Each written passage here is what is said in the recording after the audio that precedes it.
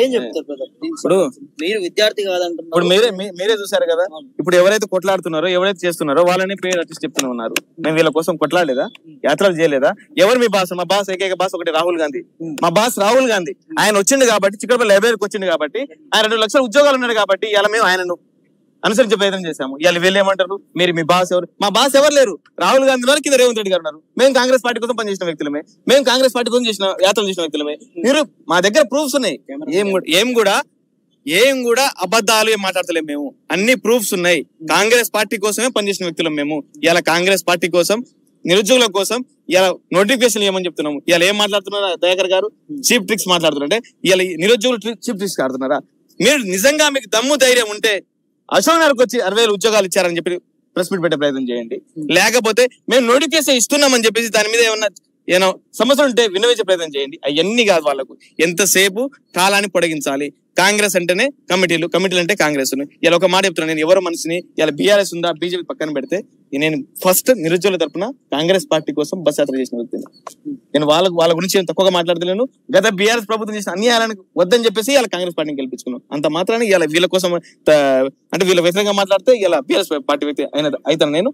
కాబట్టి ఒకే ఒక చెప్తున్నాను, నిరుద్యోగులు ఏవైతే ఉన్నారో మీరు నిజంగా వీళ్ళ మీద నమ్మకం పోయింది ఇప్పటి నుంచి. అసలు ఇప్పుడైతే అసలే పోయింది. ఎందుకంటే వీళ్ళు 2 రోజులు అని చెప్పేసి ఇలా 1 రోజులు అయిపోయింది.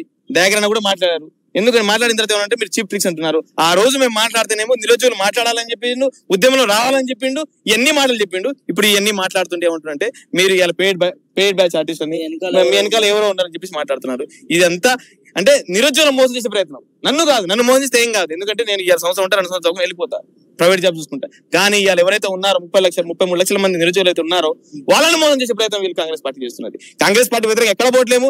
కాంగ్రెస్ పార్టీ సిద్ధాంతాలు అందరూ గౌరవిస్తున్నారు. ఇవాళ 2 లక్షల ఉద్యోగాలు మీరైతే ఏదైతే మేనిఫెస్టోలో పెట్టారో ఆ హామీలనే మేము నెరవేర్చడానికి కోరుతున్నాం. కానీ మాకేదో విల్లాలు, కార్లు, మాకు ఎమ్మెల్సీ పదవులు ఇవ్వని చెప్పి ఎవరు కూడా ఏ నిరుద్యోగి కూడా ఇలా ప్రెస్ మీట్ పెట్టే ప్రయత్నం చేయలేదు.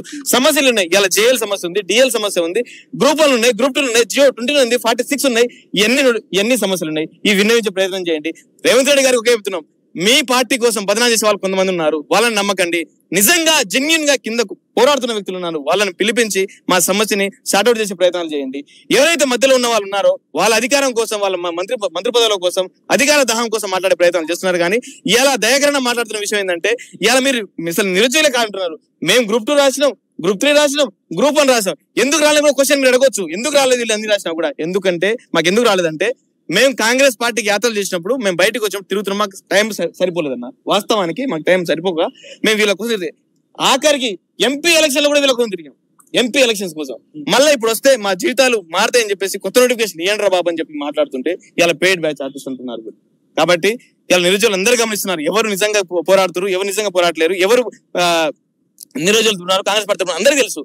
కాబట్టి రేపు ఏదో శాంతి ధర్నా ఉందో అందరం ఎవరైతే అన్ని సమస్యలు ఉన్న వాళ్ళు ఒక వినతి పత్రం రూపంలో మనం శాంతియుతంగా గాంధీ భవన్కి వెళ్ళి మాట్లాడే ప్రయత్నం చేద్దాం.